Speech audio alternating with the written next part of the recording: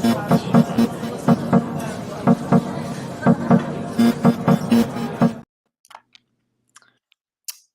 Hey everyone, yeah, I guess we're live. Welcome to the Felix awesome. Comic Art Podcast live episode. So, 4. Hey everyone, yeah, I guess we're live. Welcome to the Felix Comic Art Podcast live episode. so, Hey everyone, yeah, I guess we're live. Welcome to the. There we go.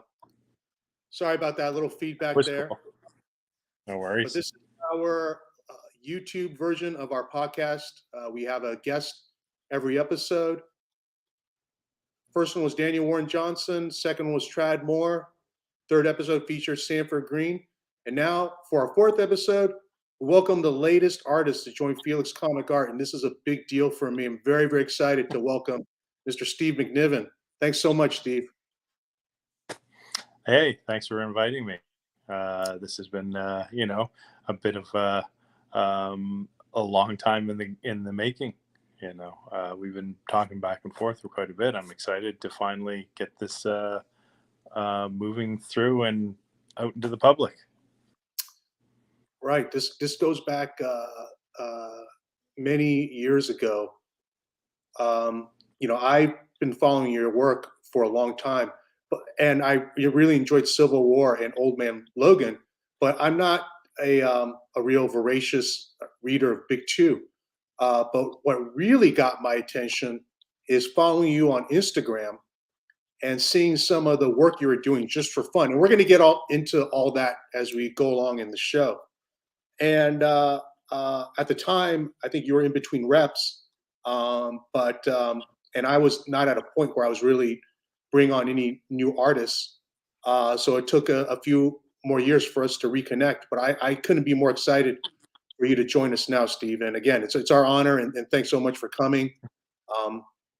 Those in the audience know that this week has been San Diego Felix Con, our online original art event.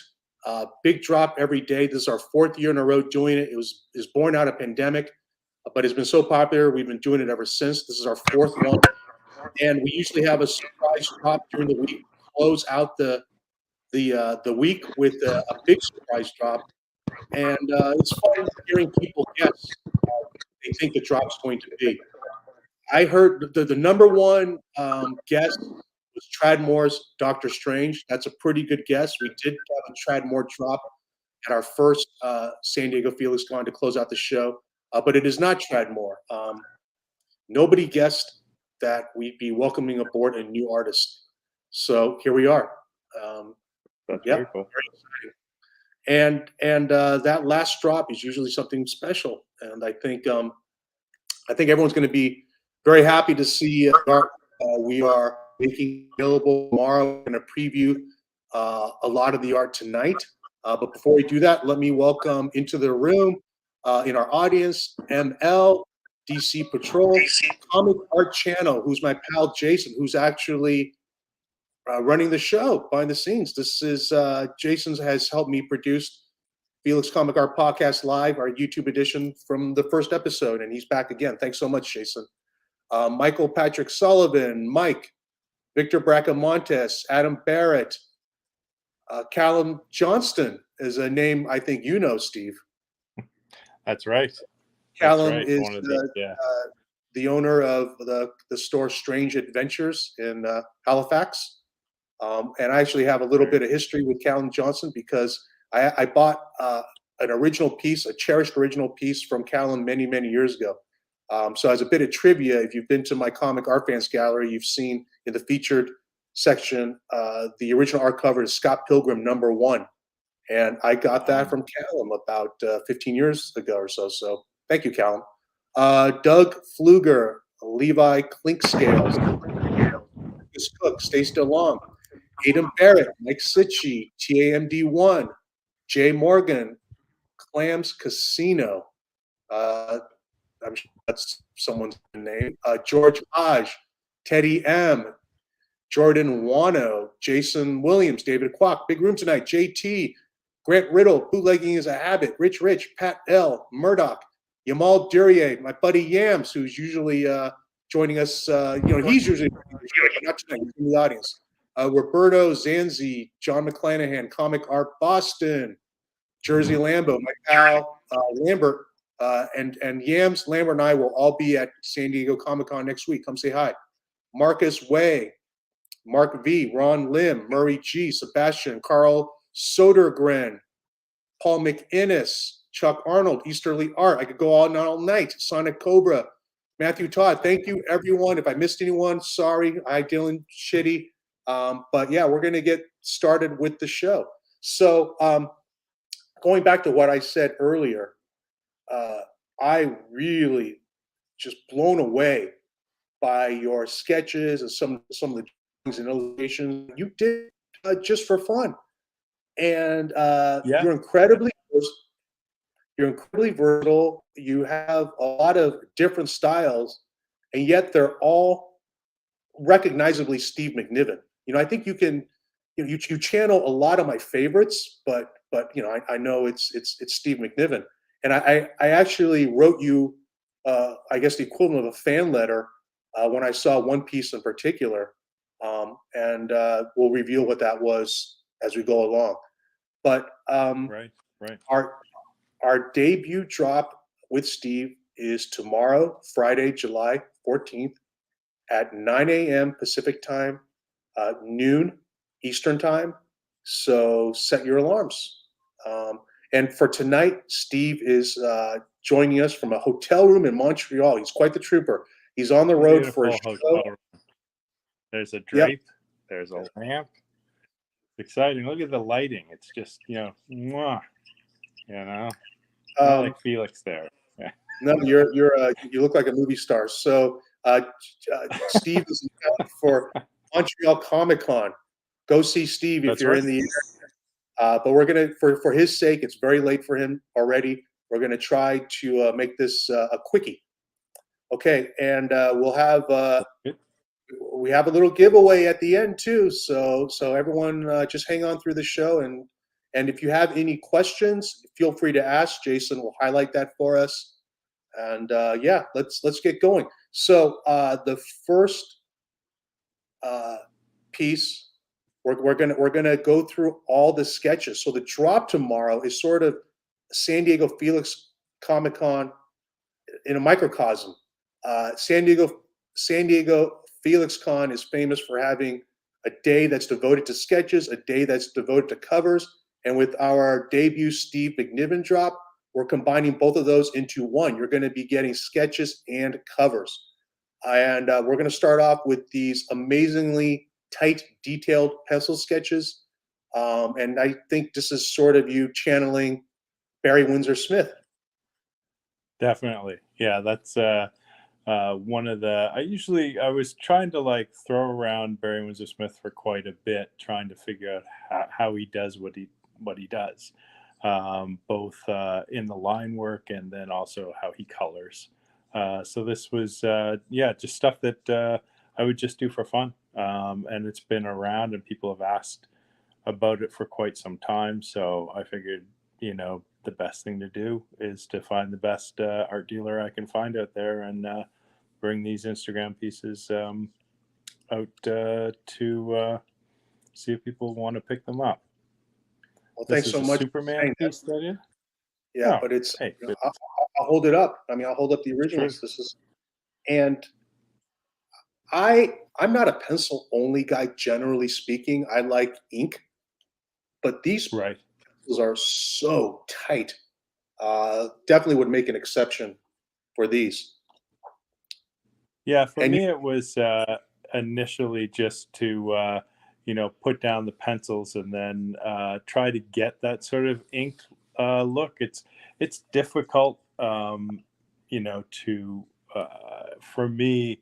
I'm not traditionally haven't done a whole lot of inking before, so all of the line weights I'm doing, I'm just sculpting with a pencil, and then I would bring it into Photoshop and play around with the levels a little bit and then give it some color. And so a lot of these pieces you'll see the colored version on my Instagram.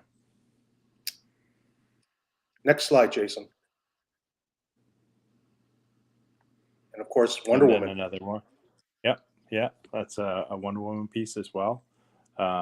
Again, just trying to put something down relatively quick, and relatively, get a really sort of thick to thin line weight, and something that I can then, keep a lot of open areas so I can play around with color.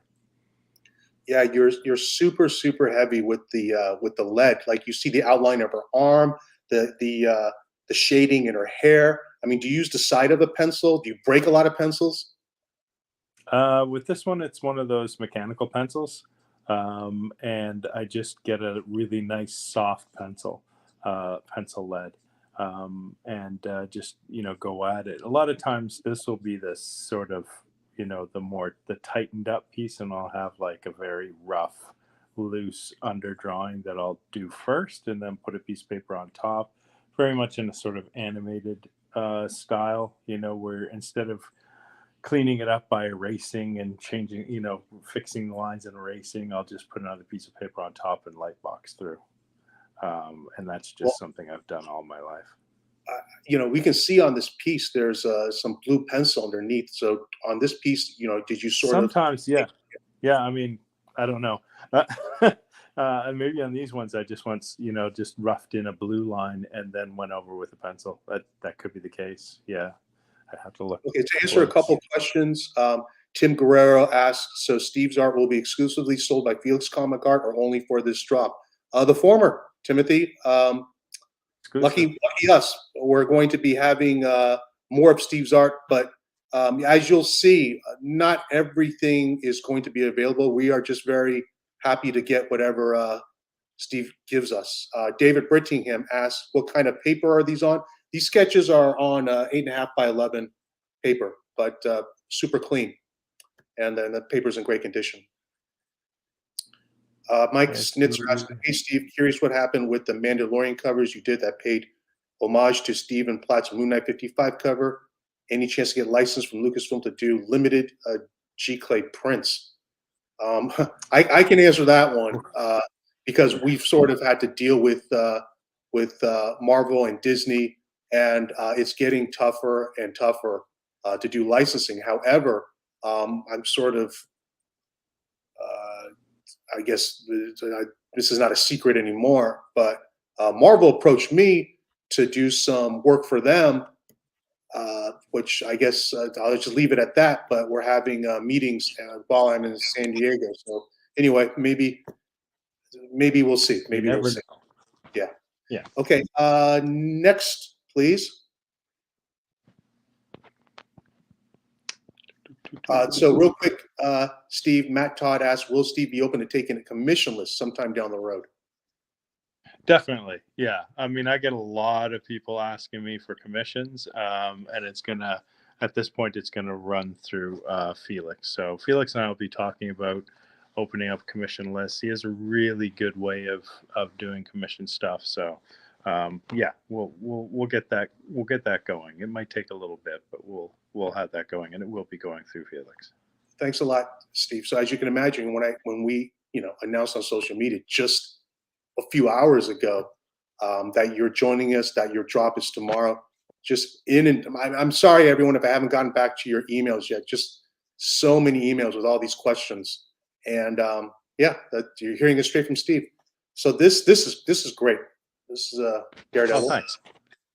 A Daredevil piece. Yeah. Again, starting to move towards beating up, doing battle damage characters. I think this is, a sort of early on glimmer of just starting to get them, ripping the costumes and that sort of stuff. I mean, things that I have done in Old Man Logan and in Civil War, but this is just for fun and trying to get a bit more of the Barry Windsor Smith involved with there. I mean, you can definitely see it might not show as much Barry Windsor Smith in these particular pencils, but if you take a look on my Instagram and see the colors, you'll see what direction I was going in with these sort of studies. And again, they were just for fun. It was a crazy coincidence that I ended up being able to work with Roy Thomas doing Conan, and being able to sort of bring in that Barry Windsor Smith flair to that piece. Just So I'm in glad the practice worked. his shape, his build, that alone is very Barry Windsor Smith. That was Barry Windsor Smith's an interesting guy because he starts off with with a Jack Kirby, like not being a Jack Kirby, being heavily influenced by Jack Kirby. And one of the things about Jack Kirby that I love is the fact that he wasn't slavish to his anatomy.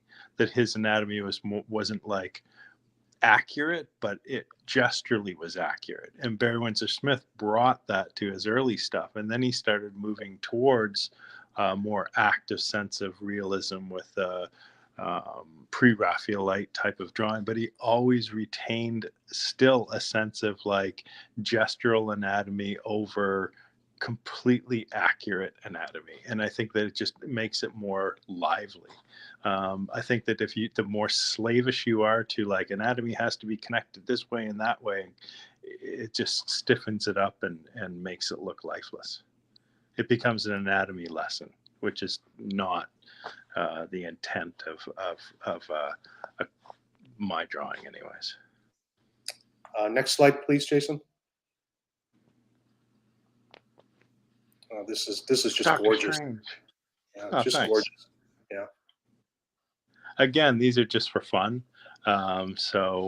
Just whatever springs into my head. A lot of times they are just warm up drawings or cool down drawings. So something that I would do at the beginning of drawing, maybe Death of Wolverine or whatever it is, Star Wars stuff that I'm drawing. Just get my wrist going, or at the end of the day after I've relentlessly drawn very heavily referenced droids, I just want to take it easy and draw whatever comes into my head. Is this also an opportunity for you to work things out? Oh yeah, no, for sure. I don't have like this is my sketchbooks. I'm not a sketchbook guy. 9 times out of 10, whatever you see,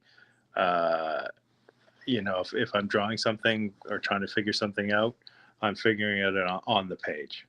I don't have any sketchbooks, so this is probably the closest thing you'd see to anything that would be sketchbooky. Okay, you mentioned working with Roy Thomas on Conan a second ago, which brings us to our next slide. Oh yeah, there's a Conan piece I did. That this is all pencils is just crazy. I mean, I was convinced that there was some ink on this thing, but wow. Yeah, I think it's part of the time that I grew up with. Like when I got into comics and broke into comics, there's a lot of guys that would do heavily detailed pencils. Like I wouldn't pencil like this on a comic page. By and large, like if I'm working with Dexter Vines doing Civil War pages, I wouldn't even really do a whole lot of line weights at all, because Dexter knows how to do those line weights better than I.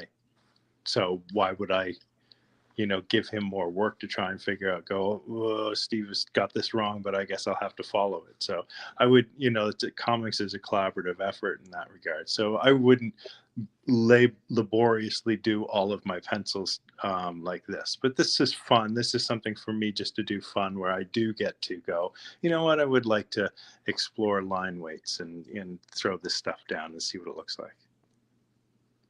Well, you're crazy, because this is perfection. You could do your art like this. You could do a book like this. I think I speak for everyone in the audience. We love it. I don't know. I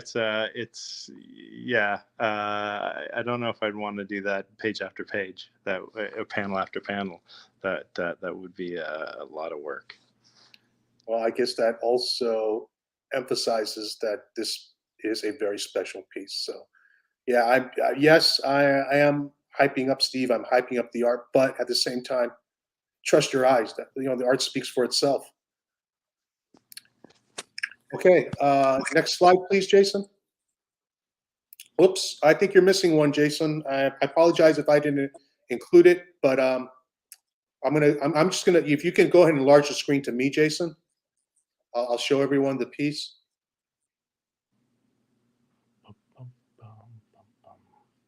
I'll hold it up. This is sort of along the same lines as the other pencil pieces, but you can see it's not quite finished. So this will be one of the very affordable pieces that we'll have. What we're showing you during our chat tonight, during our art preview, are the more finished pieces, and even a couple published pieces that, lucky enough, Steve allowing us to include in the drop. But we're also going to have some like prelim type pieces. And as you can tell, Steve's pencils are super tight. And the prelims, we call them prelims. They're really finished drawings in and of themselves. So there will be opportunities for all collectors. We are showing the finished art, but do check into the drop. I think you'll be surprised. But anyway, here's a cool Batman. It's not gonna bust the bank. All right, now we're going to get into the stuff that, as much as I love that pencil stuff, it was this art that I don't know, just got me crazy. Because now we're getting into your sort of Frank Miller phase, Definitely. and this is the Frank Miller stage. That's my personal favorite as it's published, and it's sort of the period between Dark Knight and then when he started Sin City. He did a lot of this art, very fine line, a lot of open space, and it was as published. It really was a showcase for his then wife, Lynn Varley, who's one of the all-time greatest colorists, to show her chops. Definitely. It was an opportunity for her to shine. But the original art itself, I also love. I mean, you can think of the memorable pieces from that period would be a Wolverine trade paperback cover, the Lone Wolf and Cub covers. He did Elektra Lives Again. We could go on, and he drew a lot of that art on this vellum material. Right. Which is what Steve did. And Steve, I've set it up. Okay, tell us about this. And, why did you start drawing on this vellum? Why did I draw it? I think it was, for me, a sort of sense of trying to get, like you were saying, a line that's reminiscent of Frank Miller. The whole idea for me was that I've been known to be a very dense crosshatcher. Lots of lines, lots of tick marks, lots of, cross hatching and hatching. And so I wanted to strip it back. A lot of the hatching and cross hatching is done in order to give the colorist a sense of where to go and what you're thinking, where the highlights are, all that sort of stuff. It's basically gradation. It's a gray tone that allows colorists to work from. And it's also a lot of fun to do, but you can hide behind it quite a bit. And for me, the idea was, well, what if I just strip it back? What if I, move towards like a more clean line approach to the work? And then it was, well, I'm going to have to, play around with ink lines and see if I can get something that is sort of reminiscent of a lot of sort of Japanese printmakers at the time, the same sort of stuff that Frank Miller was looking at back in the day, and trying to get that almost woodblock effect that you get with the lines, the black lines in a Japanese woodblock. So yeah, honestly, I would just raid the art store that I live next to and grab whatever paper I could find and then just work on it. And if it worked, great, I keep using it. If it didn't, I just go on to the next piece. So it's a kitchen sink sort of stuff. Well, when I saw this stuff, I knew, and it's no surprise. We're about this, we're around the same age. That you had to have loved the exact same stuff. That period of Frank's 100%. Yeah, 100%. Yeah, absolutely gorgeous stuff, and just like the ability to make those lines pop and wiggle. I love it.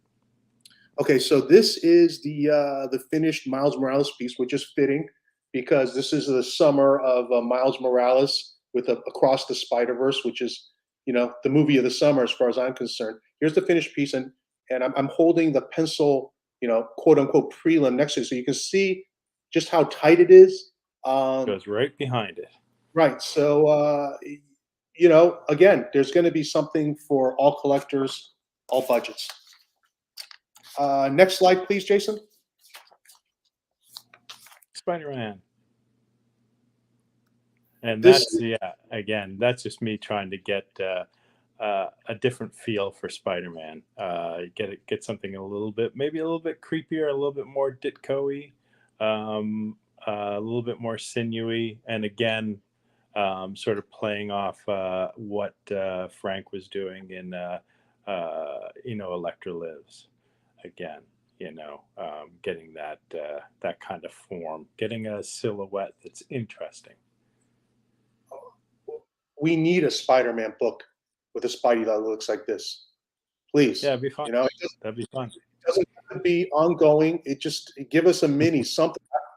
Give me a one shot. I want this Spidey. Like I said, I'm not a big superhero guy, but if I scan the stands and I see Spidey drawn like this, it's an instant buy. It is an instant. I don't even need any words. Just give it to me. That's what I want. And sounds good. Here we go. Here's the pencil counterpart again, very tight.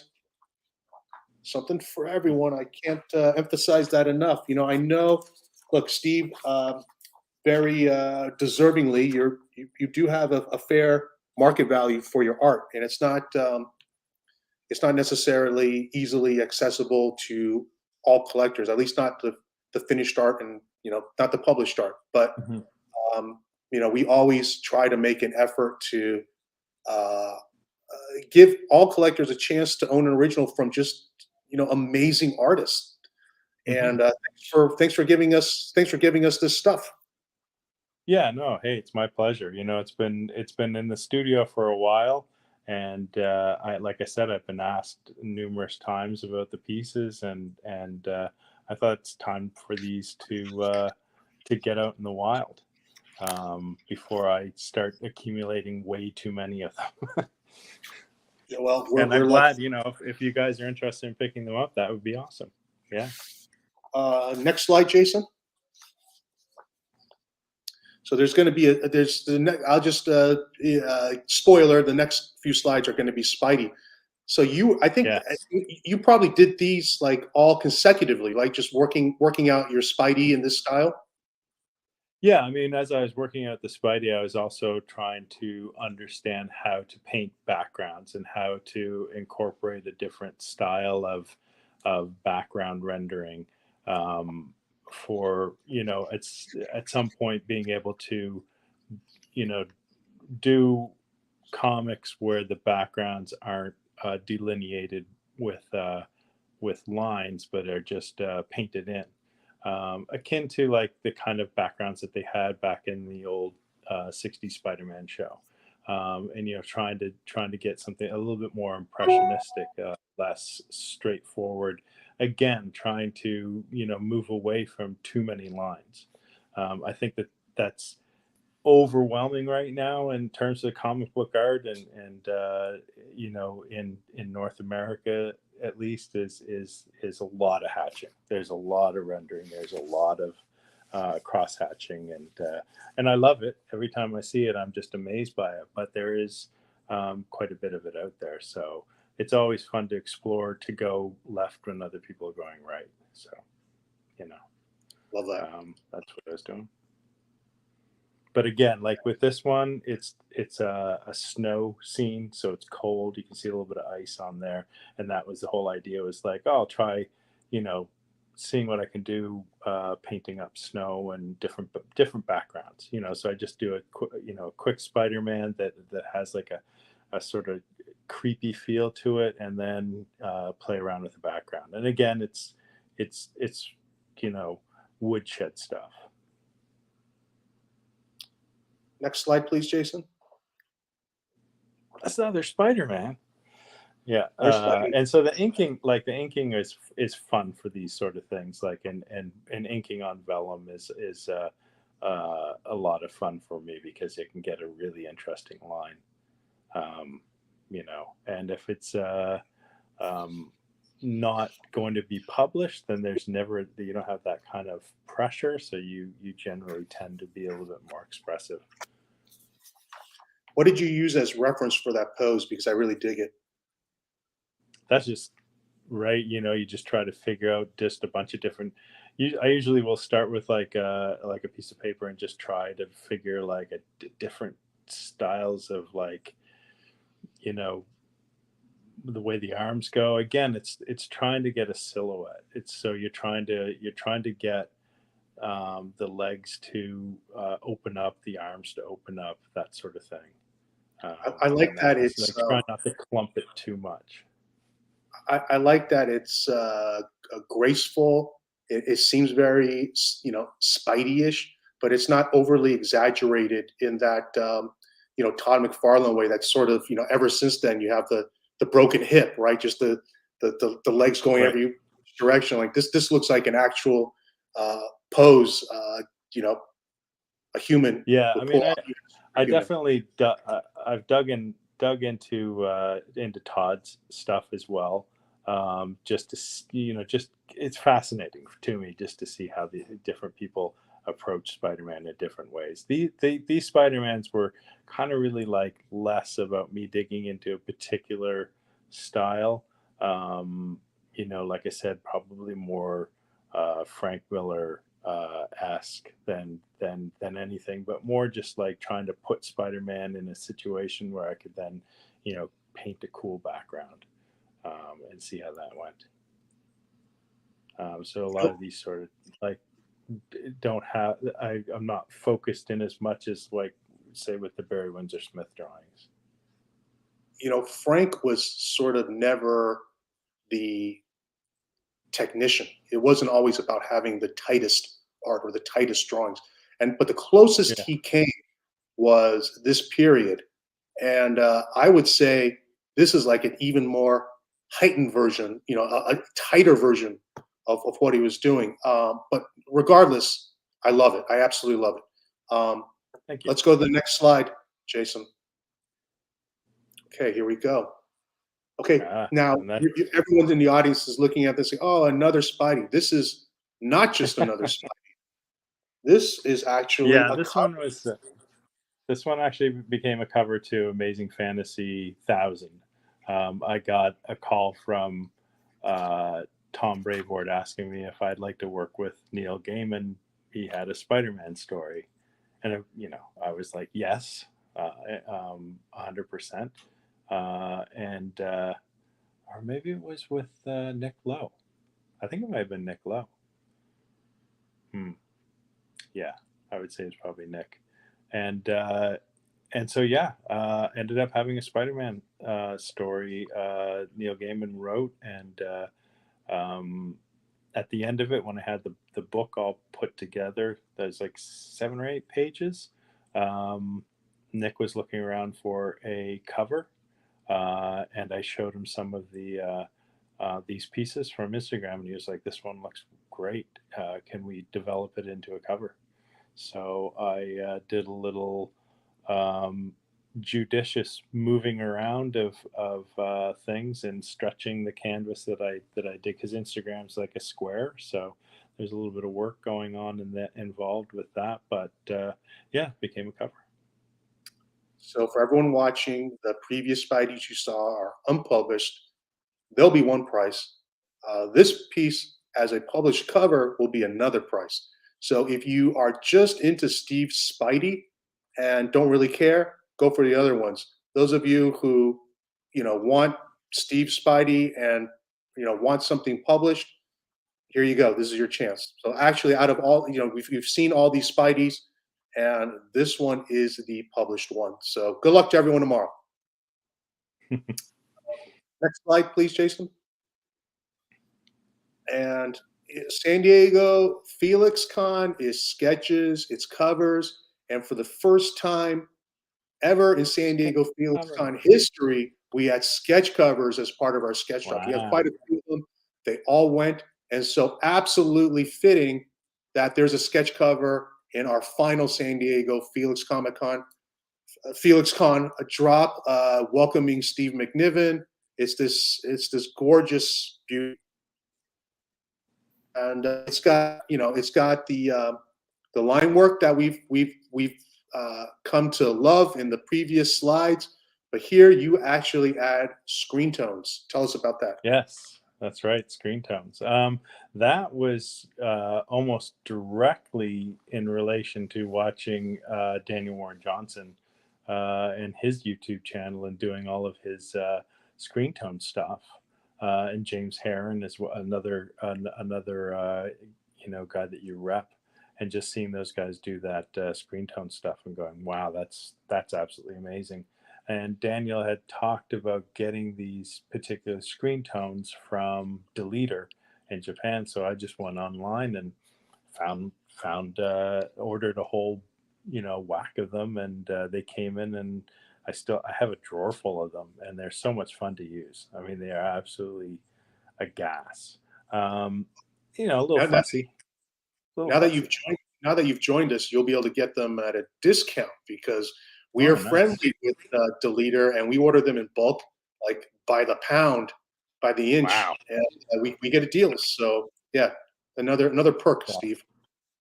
That's great. That's fantastic. It's a lot of fun. I really enjoy the look that you can get with screen tones. It's amazing. It's magic. So just as a history lesson and to give credit where credit is due, this is James Heron's doing. This is James.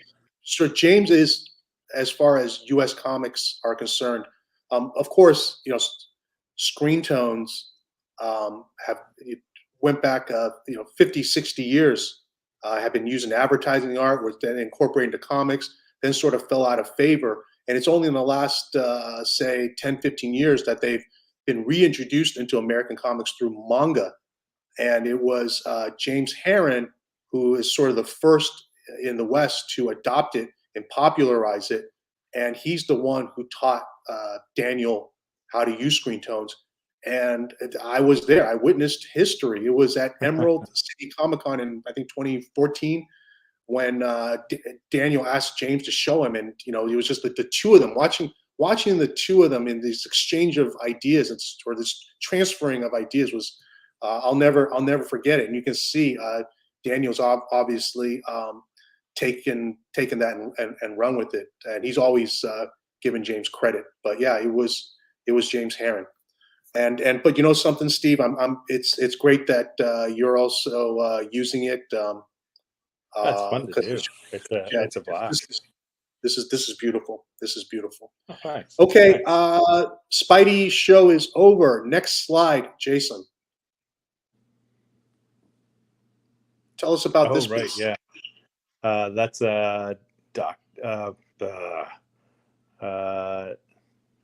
Adam Strange. Sorry, it's getting late here.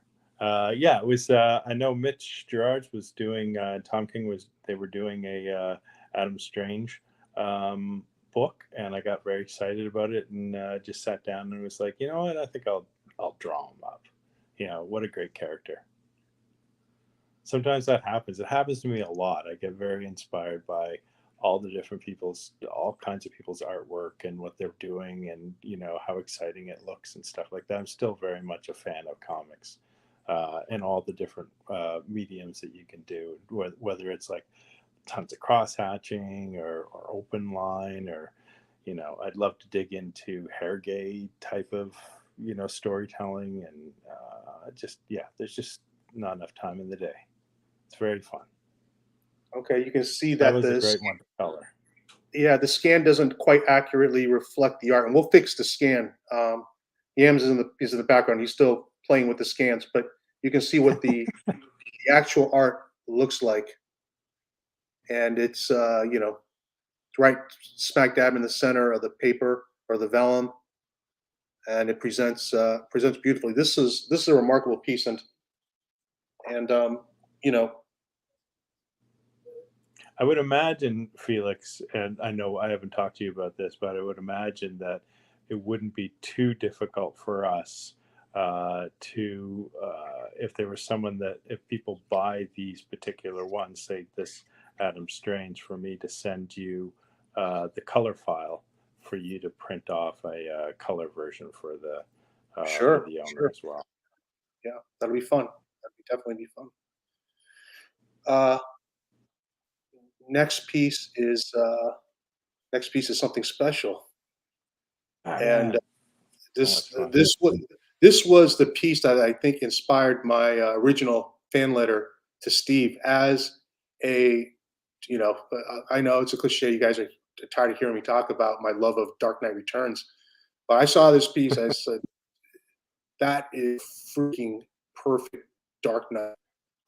My Thanks. favorite Dark Knight original art are the later pages that were inked by Frank, Yeah. and it looks just like Yes, me this. too. If you get the artist edition, you'll know what I'm talking about. I mean, there are people who are fans Yeah, of Klaus I have Janson, that. and that's fine. But for me, Miller over Miller, knock me Oh over yeah, with the I fence. love it. Yeah, and I have an Yeah, I announcement love to make. it. Yeah. Sure. This piece is just a tease. It is not going to be at the drop tomorrow. Why? Because I own it. It's mine. And this was a gift from Steve, a totally unexpected gift. We met up at Heroes. He was giving me some of the art for, our debut tomorrow, and this was in there. And I was just staring at it. He goes, "Oh yeah, I brought this as a gift for you." I was like, "Whoa, what? What?" Um, Well, I knew you really liked it, and so I was yeah. like, it's my pleasure. It's always fun when you give something to someone that honestly appreciates it. That's the best feeling. So I've been collecting art for a while, and I collect across the spectrum. I've got, I get quickie sketches. I also lucky enough to own some high end art. But after a while, you get a little jaded. But this brought me back, man. This is like uh, as excited as I've been in a really long time. So again, Steve, can't thank you enough. Don't mean to show this to everyone and tease everyone, but nah, I got it, and I'm really just happy, and I want to thank Steve again for this. Hey, my pleasure. My pleasure. I I'm glad you I like own, it. yeah, I own a lot of Dark Knight homage art by different artists' take on Dark Knight, and yeah, this is this is right up there. So thanks again, Steve. My pleasure. Okay. Next slide, Jason. And now we're going into art on traditional 11 by 17 artboard. This That's is right. Yeah. Again, me just messing around. 11 by 17. This is me wanting to draw black suit Spider-Man, but also trying to figure out how to draw rain. So that was me messing around. This would have taken a lot longer than some of the other pieces. Usually, the pieces like the Spider-Man pieces and Batman pieces, I would try to get those. Those would sort of come together pretty quickly. This is a little bit more on the noodly rendery stuff. I'm still a big fan of hatching. Don't get me wrong. I love to keep out. You've got to keep all of those tools sharp in your toolbox. So that was me I sort of. just noticed that this is almost a Frank Miller homage too. It's a water tower, and it's got the Ronin, sort of kicks on. It's true. As It's true. as It's got a little vest in there as well. I'm a huge vest fan. um, as Marvel approached about using this for a cover, I mean, this seems like a natural. They I should. don't know if there's a spot for like the black costume Spider-Man. Like, I'm not sure if Hmm. that's still a thing at Marvel Comics right now. I don't know. Okay. So everything we've showed so far has been unpublished art. It's all finished. It's obviously it's cover worthy, but we're going to get Hmm. into a couple of actual published covers next. So let's go, Jason. This piece. So besides Dark Knight, I love anything Oh, aliens, yeah, and here we yeah. go. That was a fun one. Yeah, that's the first Aliens book that came out from Marvel. They asked me to do a variant cover, and yeah, I always like the idea of changing, like trying to get a focal point for a cover. So I wanted to do heavily rendered alien and then open line art for the wiring around it. It's kind of fun, you know. I think I mentioned it to you Still a lot of before, and work. it's reminiscent to me aesthetically and of Katsuya Terada, the Japanese artist. Yeah, I love his work. I love his work. Definitely. I actually dug into his coloring work quite a bit a few years back for a aborted creator owned project. But I got to get back to that. That was fun to do. There's a whole different process that he has for coloring stuff. But that was Everyone, fun. everyone, The alien. everyone asking me if I'm getting this one too, and it's close. I think I've mentioned this before, like on the podcast or during a live stream. When I got into this as a fan, as a collector, but I also knew that I had to sort of keep it under control, and I follow what I call the Scarface credo, which is don't get high on your own supply. And this this is if I hang on to this too long, it's a little dangerous. So I'm actually hoping it sells tomorrow and I can just ship it off and not have to agonize over it. But we'll see. We'll see if anyone picks it up, or I should say, good luck to all of you out there. Um, Next slide, Jason. What we got here? Ah, the Moon Knight. Yeah, I had a lot of fun with Moon Knight. I was lucky that Jed McKay, the writer of Moon Knight, lives in the same city that I do, same province. Now, not the same city because he moved out to the country, but back in the day when he was living in the city, we went out for drinks, and he said, "Hey, I got the Moon Knight gig," and I was like, "Oh, that's amazing! I'd love to draw Moon Knight. Maybe I can convince Tom Brevoort to let me to draw the covers to the start of the series," and he did. So I did the first 5, and then they came back and they said, "Hey, we're doing issue 25. Would you like to do the cover for that?" And I was like, "Definitely." And yeah, so this is the result. It's also got screen tone, some of that deleter screen tone on it. Really wanted to sort of render the moon and scratch it out and get the craters going and stuff like that Yeah, with yeah. the screen tone. Yeah, on the other screen tone piece, the Spidey, you left everything intact. It's all smooth, but you actually Yeah, did some of the scraping on the moon here. for sure. All right, Yeah, that actually concludes the there it art is. preview for tomorrow's drop, but it doesn't conclude our overall preview because we actually have a little extra surprise sneak preview for a future drop that we're working on. We showed a piece earlier. It was Daredevil. He was, he's all messed up and the costume's torn.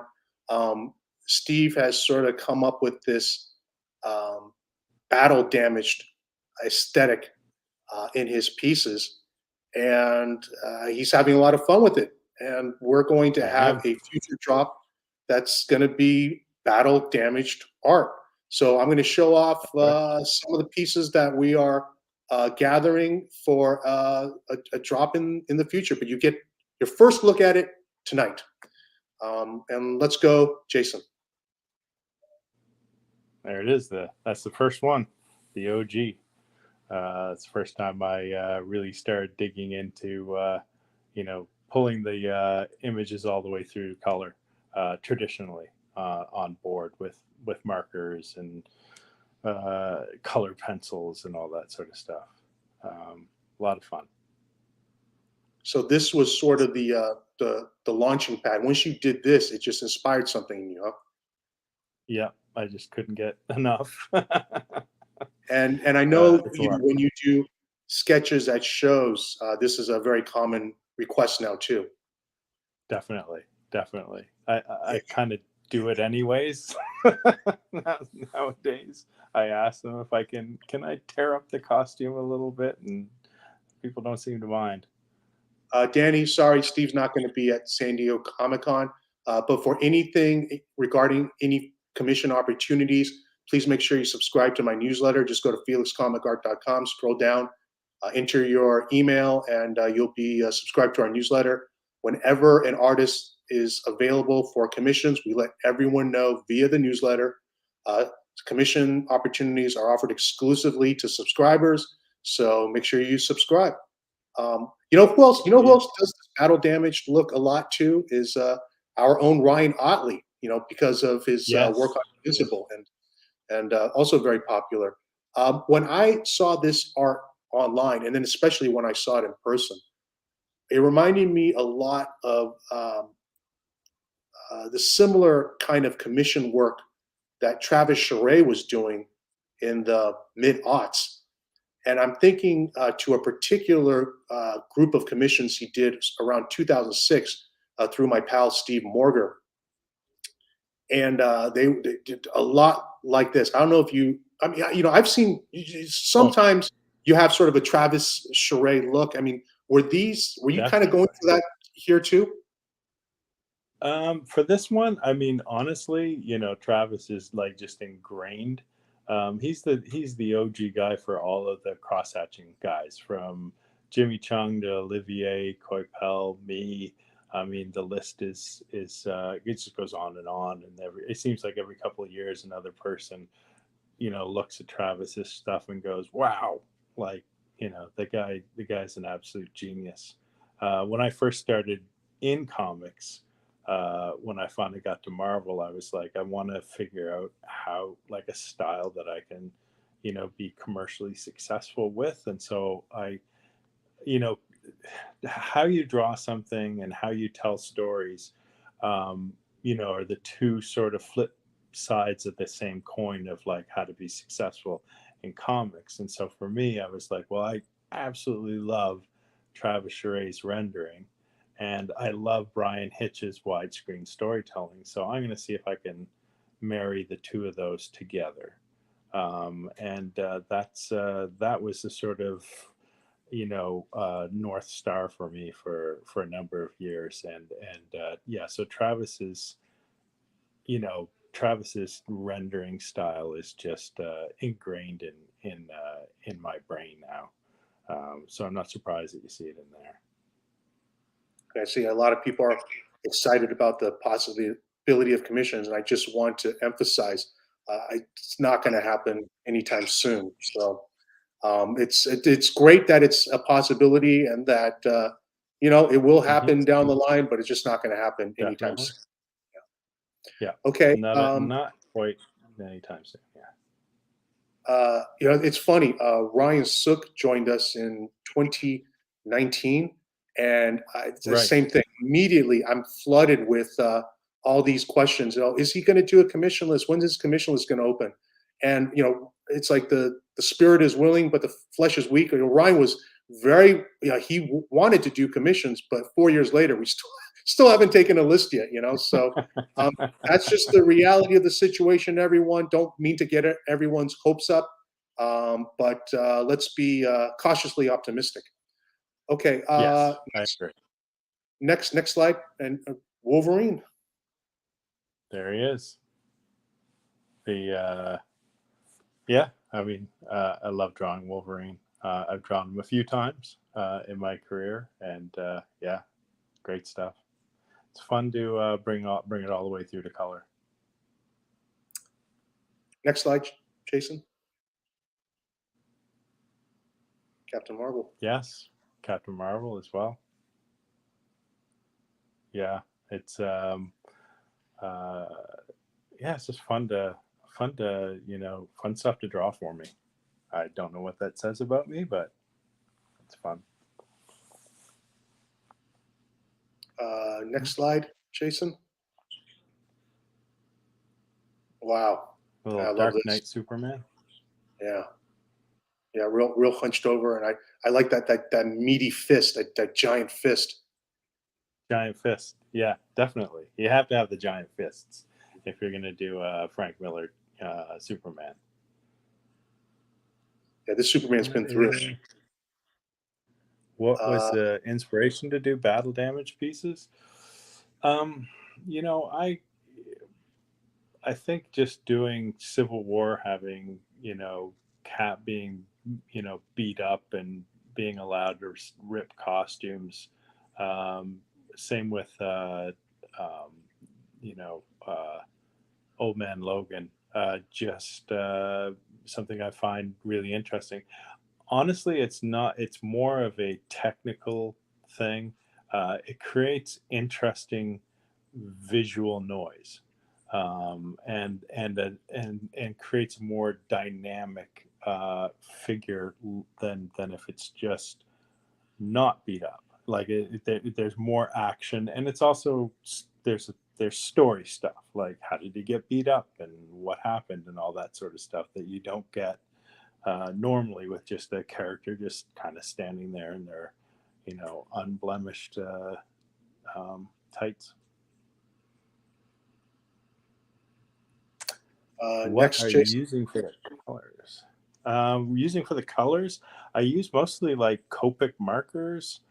So I start with inks, and then I do Copic markers over top, and then I'll generally put maybe a little bit of color pencil in here and there, like a little red color pencil, just to sort of play around with the blood stuff. A lot of it is like, red is not going to necessarily stand out on some of the colors just from using it. Trying to get red to stand out on black can be an interesting.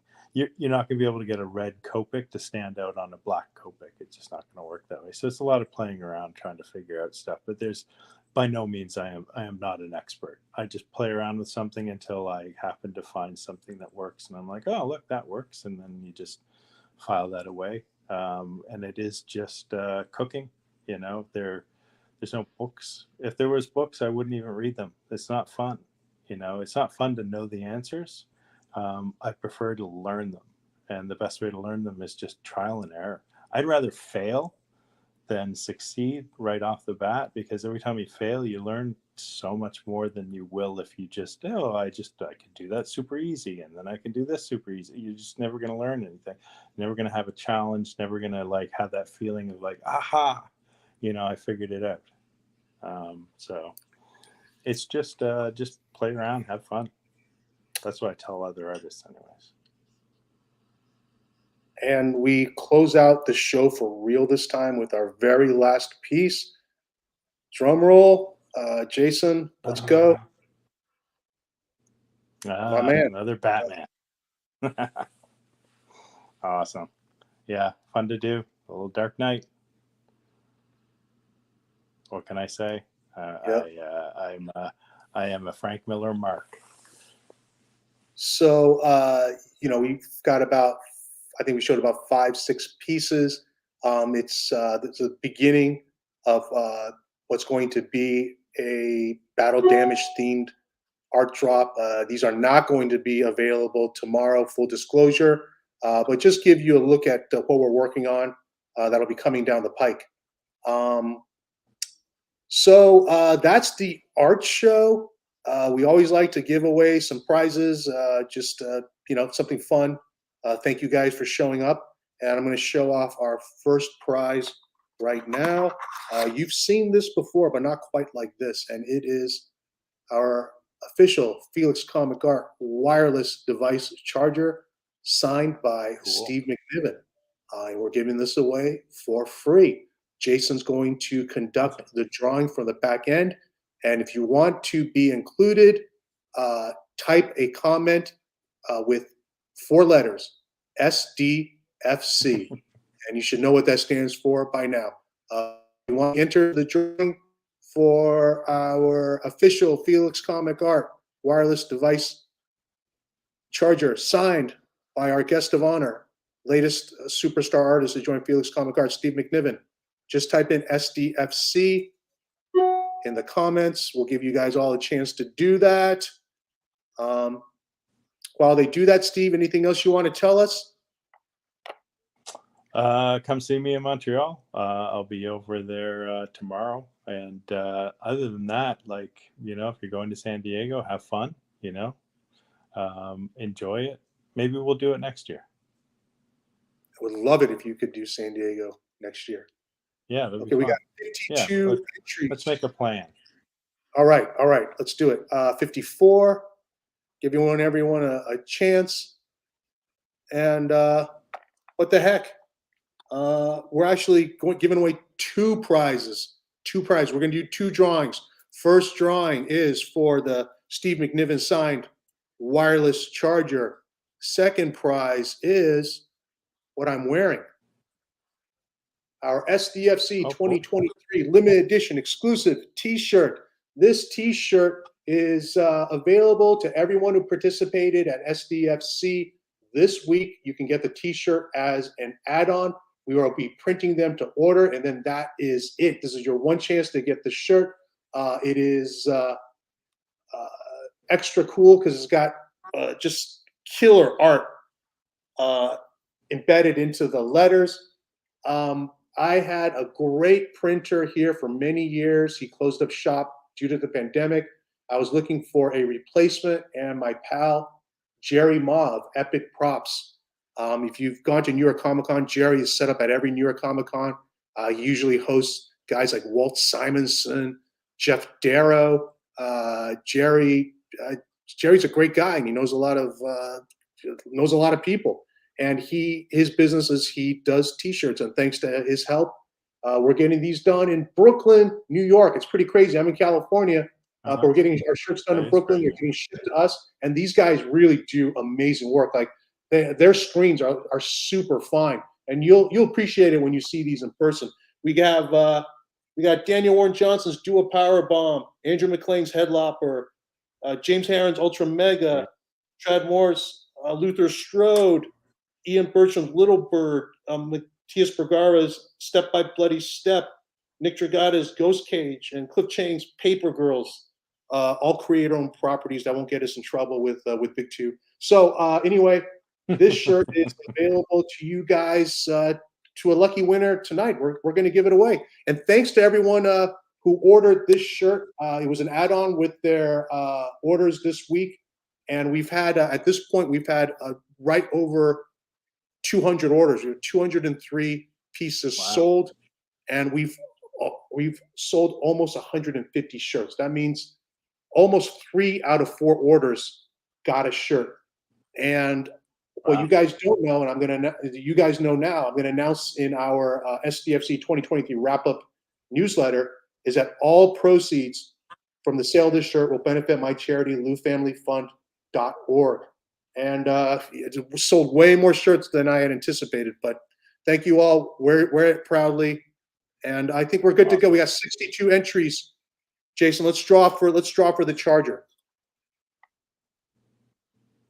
Oh, cool.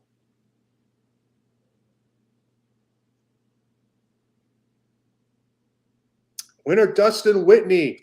Dustin Whitney, congrats. You got the charger. Congrats, Dustin. If you win the prize, please shoot me an email telling me which prize you won and with your shipping address. Otherwise, I won't know where to send it. And a reminder, all your San Diego FelixCon purchases and any purchases from the last week or so are going to be shipped around mid-August. We pride ourselves on fast shipping, but this case, for a couple of weeks, we're going to be at San Diego Comic-Con. Then I got a family trip. So we'll take care of all of that when I get back. Also, I got to put in the shirt order. That takes time for these to get printed. So just hang tight. Don't worry. I think my track record speaks for itself. Everyone will get their stuff.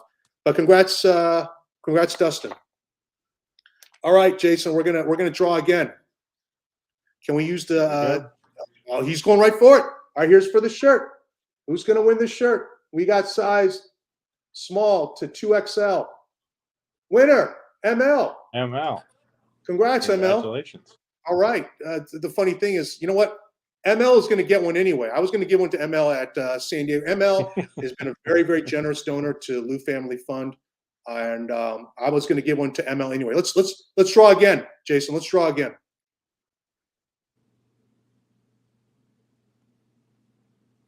Okay, size small to 2XL. Here we go. Here we go. Aiden Barrett, congratulations, Aiden. Shoot me an email. Let me know your shirt size, shipping address, etc. I will ship these anywhere in the world. If you're in anywhere in the world, I mean, outside the U.S., like usually when we do our unboxing show, we'll give away like 10, 12 prizes, and my shipping bill is like $200. But if you win, you have my word. You will get your prize. Okay, and I think that's it, Steve. Awesome. I told you we keep it to about an hour. Thanks so much for. I know it's a travel day for you. Oh, hey, no problem. I'm excited. This is a lot of fun, and I have more stuff back at the studio, oversized stuff. I mean, if you look at my Instagram account, a lot of the stuff that I post on that Instagram. It's still kicking around the studio, so I might just have to box that up and send it to you, Felix. I have to do another one. Very exciting. Okay, but for now, big drop is tomorrow. You have an idea what the art is, what it looks like. That vellum phase, if you like that, which I love. Steve didn't do a whole lot of pieces. There aren't that many pieces available, so just heads up. No.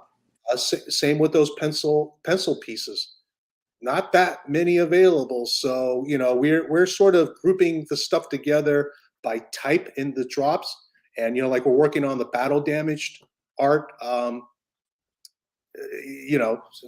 Just fair warning, there's not too many opportunities for that art. So good luck to everyone. Congratulations in advance to anybody who wins tomorrow. Thank you so much for tuning in, joining us. It's been one hell of a week. Thanks for tuning in. Yeah. Okay, and I think that's it. Good night, everyone. All right, see you tomorrow. Good night, everybody.